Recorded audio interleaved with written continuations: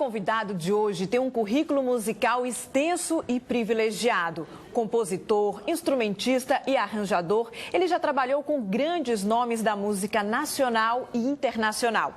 E mesmo com a incrível habilidade para passear por vários estilos, nunca deixou de lado a valorização das raízes musicais da Bahia. E o resultado disso foi a criação da Orquestra Rumpilés, um projeto totalmente idealizado por ele, o maestro Leitieres Leite, com quem eu converso a partir de agora. Seja muito bem-vindo, maestro. Muito obrigado pelo convite.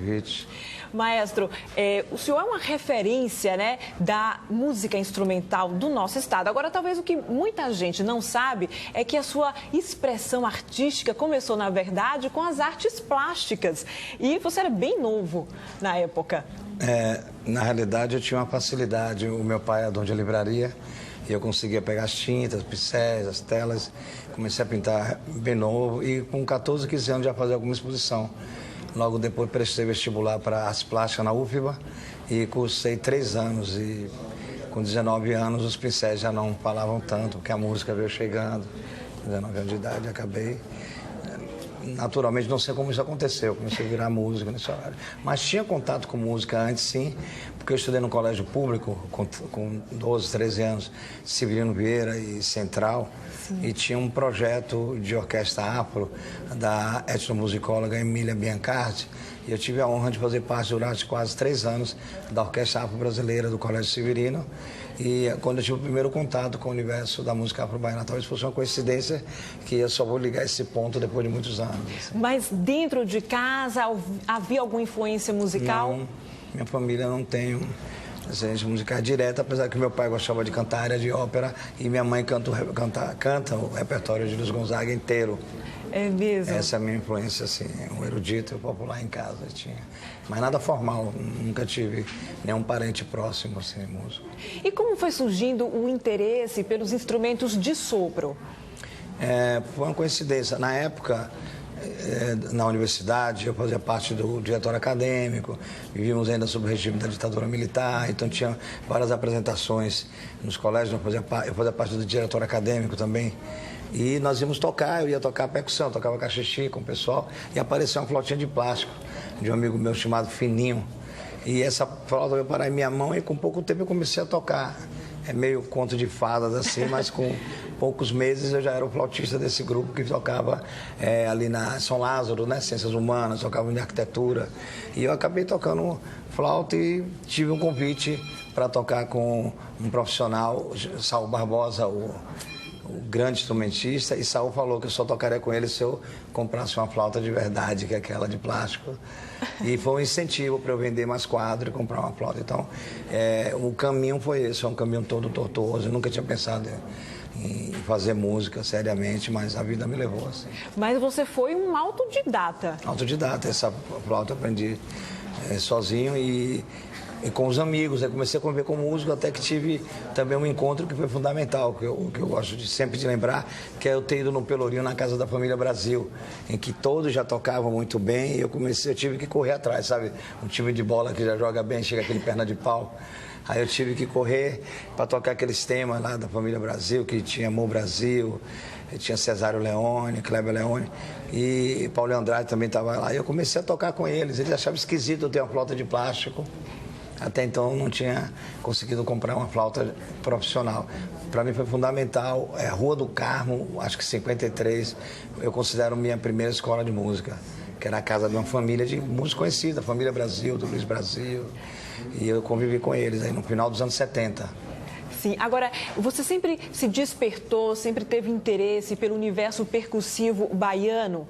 Já era um interesse dessa época aí, da faixa dos 19 anos, 20 anos? Eu acho que esse interesse ele começa quando eu toquei na Orquestra Afro, quando era novo. Sim. Porque no Colégio Severino Vieira, essa orquestra ensaiava semanalmente e eu tive aula com grandes mestres de percussão.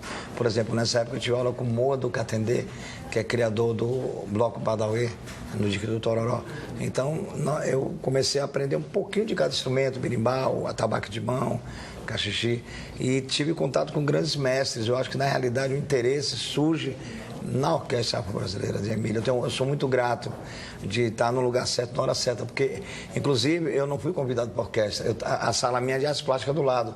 Eu entrei para ver o ensaio, aí me confundi e falaram, não, pega ali o berimbau, pega ali, sabe? Foi assim. Eu acredito, daí, então, eu passei a ser uma pessoa que acredito muito na informação da intuição. Eu sou uma pessoa completamente conduzida pela intuição. O universo conspirou a favor, né, Letieres? Conspira quando você está predisposto, né? Está aberto, né? Está Mas aberto. A gente vai continuar esse papo no próximo bloco. Não saia daí que a gente volta já.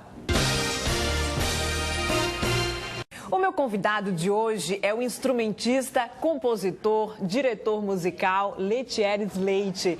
Letieres, teve um tempo que você morou no sul do país. Sim. Quais foram suas influências musicais nessa época, nessa moradia lá no sul? Bom, eu fui no sul do país, não foi assim bem ir fazer turismo, conhecer a outra parte do país. Na realidade é porque eu não consegui ser aprovado no curso de música da UFBA. E aquilo me entristeceu, que meus amigos tinham sido aprovados. Eu fui para o Rio de Janeiro. Tentei, já era profissional, né? Tinha uns 2 anos de música, 1 ano e pouco, 2 anos. Tentei também no Rio, mas era muito difícil. Em Santa Catarina eu tinha um amigo e comecei a tocar lá e fazer uma carreira bem do zero, assim, do nada, tocando em lugares pequenos. Mas tive uma grande sorte também que com pouco tempo me juntei com outros músicos instrumental, como foi em Salvador. Parece que era uma atração natural e criamos uma banda chamada Banda de Nêutrons. Inclusive que tem alguns músicos que se tornaram até referência mundial, como Alegre Correia, que o colega citou aqui. Uhum. E com esse grupo nós desenvolvemos um trabalho bacana, vamos para Porto Alegre. E já em Porto Alegre eu já virei músico de estúdio. Pela primeira vez gravei muito disco, já comecei a gravar CD com algum desses músicos em 88, 89. Era nessa época. E agora, logo depois, você foi morar na Europa. Foi em 85? Foi não. Por exemplo, 88 ou 89, eu já estava morando lá. Porque eu voltava de férias e gravava. Quando foi 83 para 84, eu, em Florianópolis, já ainda nesse... Eu fui para Porto Alegre, passei 2 anos, nasceu minha filha, eu tenho uma filha gaúcha. Nós voltamos para Florianópolis porque teve uma época que ficou escasso o trabalho, vamos trabalhar o verão florianopolitano. No verão tivemos contato com um grupo catarinense chamado Expresso Rural, que ia fazer uma temporada na Espanha. Sim. E eu tive uma sorte de novo, o meu anjo sempre acompanhando, dizendo, vamos para a Europa para fazer uma temporada de 4 meses na Espanha. E foi a chance que eu fui, consciente que não voltava. Eu tenho até uma entrevista falando disso, eu li há pouco tempo, que eu disse isso e ninguém acreditou. Quando o grupo voltou, eu disse, eu fico. E fiquei, e peguei um trem e fui até Viena, onde eu queria estudar. Na Áustria. E você morou quase 11 anos na Europa. Sim. E foi um período de forte influência do jazz. Foi um grande período de aprendizado, né? Porque, como eu sou autodidata, estava tudo torto ainda na minha cabeça, as fórmulas de aprender. Aí eu prestei exame para uma escola, um instituto de música, um conservatório, Franz Schubert, conservatório que é ligado à família Schubert, e que tinha um departamento de instrumental, e eu consegui estudar nessa escola, mas a grande aprendizado foi com os músicos, porque Viena é uma cidade internacional de música, e você lida com músicos do mundo todo. Então você sempre está tocando num grupo de vários estilos, da Hungria, toquei com búlgaros, toquei com norte-americanos, japoneses. Foi uma grande escola, a rua, assim, de poder tocar. Então em Viena eu pude ter contato com a música do mundo, e ao mesmo tempo eu tive que achar uma música minha. Foi aí que a música afro-brasileira ganhou uma evidência, porque o samba eu sentia que já tinha sido muito feito por muita gente. E as músicas nordestinas, Cibermeto não deixou quase nada para ninguém, né? Ele fez tudo. Eu dizia, meu Deus, o que é que eu vou fazer aqui de original na hora de fazer os trabalhos de escola? E eu vinha de férias para a Bahia e ficava sempre 2, 3 meses. Foi aí que eu vinha e me enfurnava na pesquisa de ritmos afro-baianos. Isso começou mais ou menos em 89, 90. E eu já tinha algumas informações, né? por ter sido muito profissional em Salvador, cara da orquestra de Emília Biancardi, mas eu fui mais fundo e cheguei na Europa já escrevendo. Então eu digo que a Rumpelés, na realidade, surge em 84, quando eu fiz as primeiras estudos, vamos dizer assim, né? As primeiras composições, já bem calcadas nos ritmos afro-baianos e já com a influência dessas coisas que eu estava estudando com os músicos europeus. Agora, antes de você criar a Orquestra Rumpelés, quando você retornou para o Brasil, você primeiro fundou a Academia de Música da Bahia. Como foi essa experiência? A história é o seguinte, eu não fundei a academia justamente porque eu senti a necessidade de fazer escola de música. A história é conectada com um fato de eu ter observado que, pô, como é que Cuba, que tem a mesma, vamos dizer, formação étnica da diáspora que nós temos na Bahia, Estados Unidos também, consegue ter uma música tão de alto nível, os instrumentistas são tão bem formados, nós temos excelentes músicos na Bahia, sem dúvida alguma, mas nós temos uma carência ainda a nível científico, de entendimento da nossa música e na estrutura dos músicos de uma maneira plena. E eu devia que os Estados Unidos tinham isso, Cuba tinha, porque a Bahia não tinha, então falta escola de música. Então eu sempre ficava falando, falta escola de música, falta escola de música. E fiquei com essa ideia fixa até que eu encontrei parceiros, o Gerson Silva e o Alberto Lira na época, e criamos a Academia de Música da Bahia, que a ideia justamente, a grande ideia inicial era abarcar toda a população afrodescendente e dar oportunidade de ter acesso a instrumentos que eles não tinham. Porque eu via os grupos de percussão são numerosos, porque eles não tinham a opção de tocar piano, trompete, saxofone, por uma questão de oportunidade. O convidado de hoje do Band Entrevista é o maestro, arranjador, compositor e instrumentista baiano, Letieres Leite. Letieres, então, depois dessa sua experiência na Europa, quase 11 anos morando na Europa, aqui já na Bahia, de volta à Bahia, você criou a Academia de Música da Bahia e em 2006 criou a Orquestra Rumpelés, aí tão bem falada, já bem articulada entre a comunidade local. Qual foi o ideal ao criar essa orquestra? Eu sempre falo que a orquestra é um cartão de visita de uma ideia. O que eu queria mesmo era dizer que a música de matriz africana, a música produzida nas ruas, com os grandes grupos de percussão, a música produzida no terreiro, a música que vem da cultura dos negros em Salvador, ela tem um rigor e ela tem uma maneira de se executar e de se estudar e que é própria e é completamente estruturada. E diferente do olhar que a gente tem, que é uma coisa um pouco, vamos dizer, que não tenha uma organização, um rigor na organização. E eu ficava com isso muito sério, porque eu aprendi isso durante o movimento da música baiana, quando eu acompanhei vários artistas. Acho que quase todos os artistas do movimento da música baiana do começo dos 80, eu acabei fazendo arranjo, principalmente Ivete Sangalo, que eu acabei tocando na banda dela há 14 anos, fiz 5 discos e 4 DVDs, o último foi o do Madison, e trabalhando como arranjador, eu percebia que os percussionistas traziam os recursos todos organizados. Nós é que tínhamos que aprender, o pianista, o baixista, o sopro. É o contrário. Não é o contrário. Geralmente eles eram coadjuvantes. A gente quase não perguntava como é que uma música que é baseada na percussão e nós tínhamos que praticamente não consultar. Né? Eu sempre dizia, o cardápio do dia, quem sabe são eles. Então, a partir daí eu digo, eu preciso fazer um trabalho para provar de que essa percussão é organizada, que ela tem um rigor. E quando você vai tocar, por exemplo, um Ileaê, né? É tudo muito bem estruturado. Todos os desenhos estão sob controle, é uma música erudita, ela tem um caráter erudito, porque ela tem um padrão, e que esse padrão é secular e se mantém através de um processo, de um método de aprendizado que é extremamente eficaz, que é a oralidade.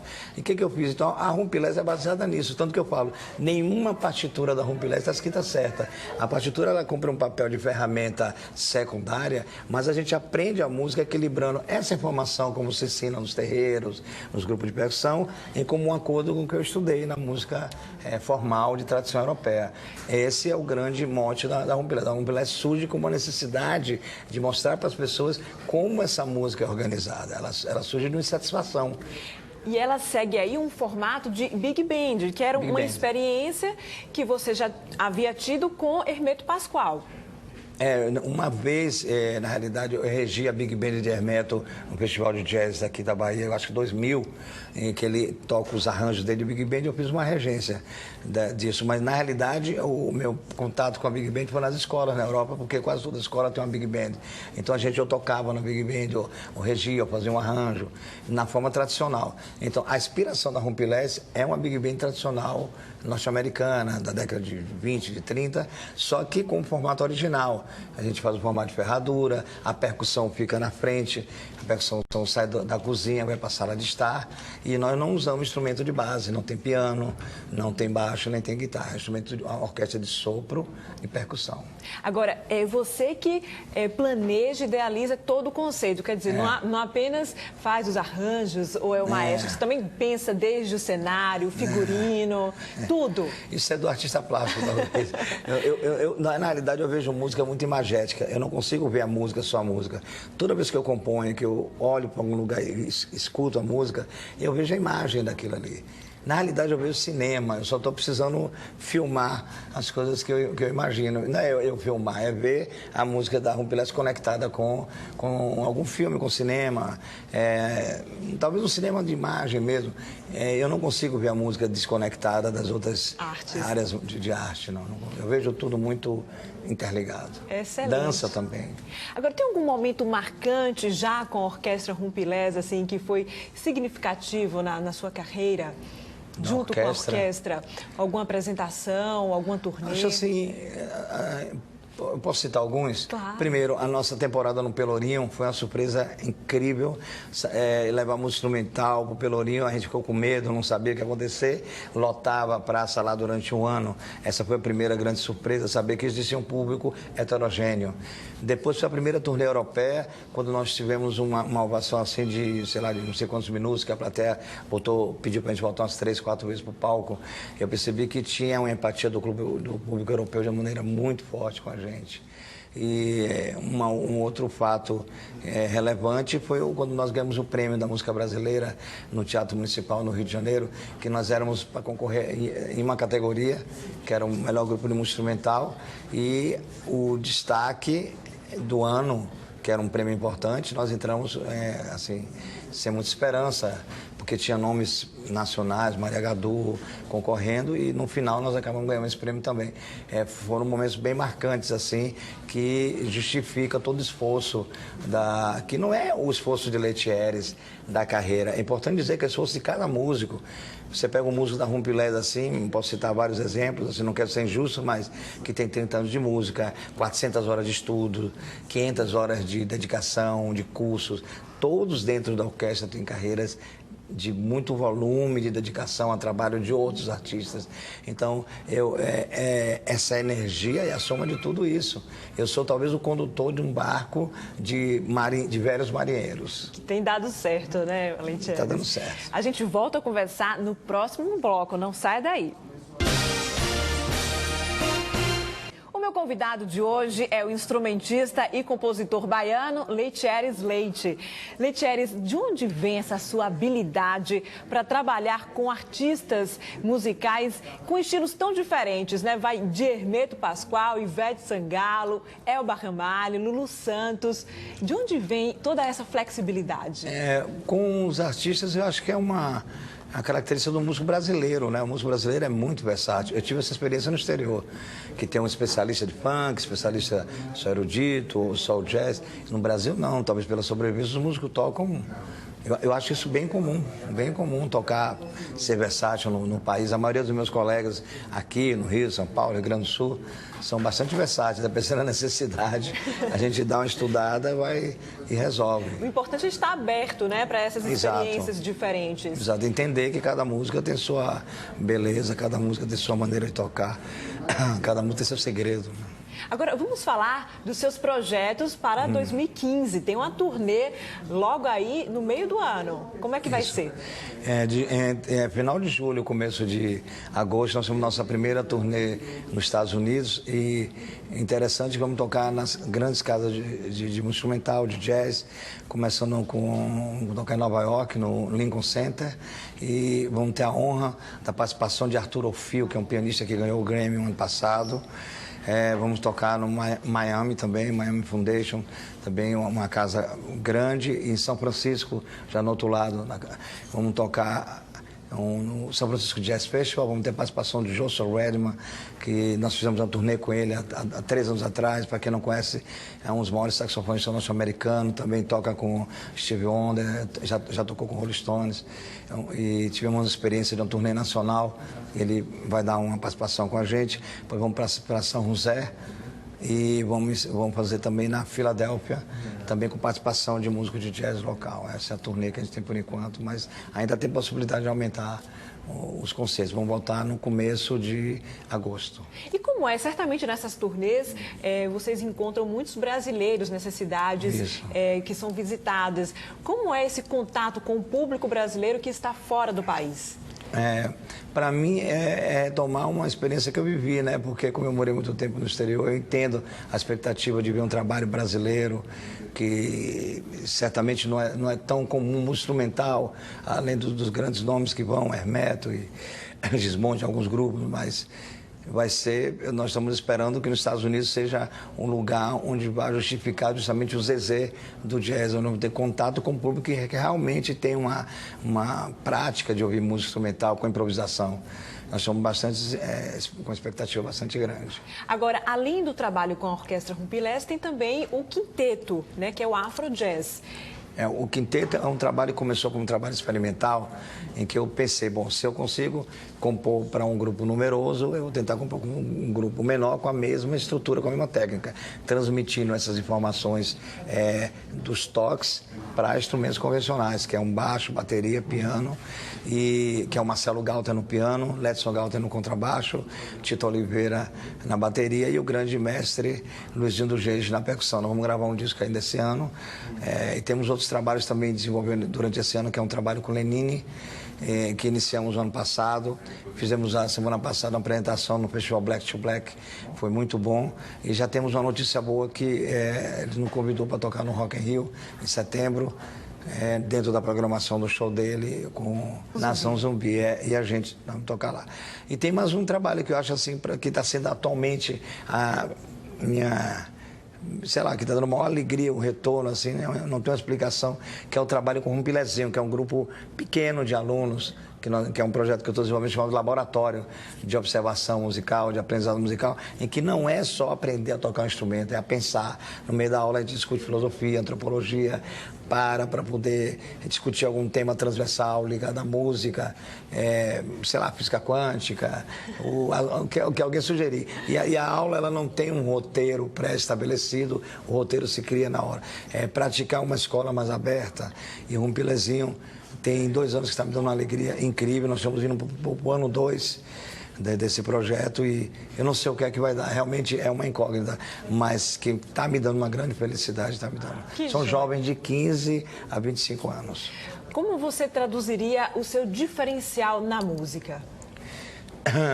Diferencial... Foi trazer a música instrumental com a percussão, esse foi o grande diferencial? A música instrumental sempre me acompanhou, mesmo estando na indústria sem praticar tanto, mas eu acho que o grande diferencial é o compromisso.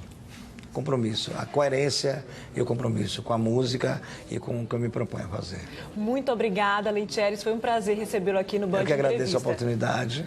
Boa sorte. E convido você sempre para ir no show da Orquestra Rumpilés. Nós fazemos os ensaios todos os meses aqui. Estão todos convidados. Muito obrigada. Eu que agradeço. E você já sabe, temos um novo encontro no próximo domingo. Até lá. Gente, fica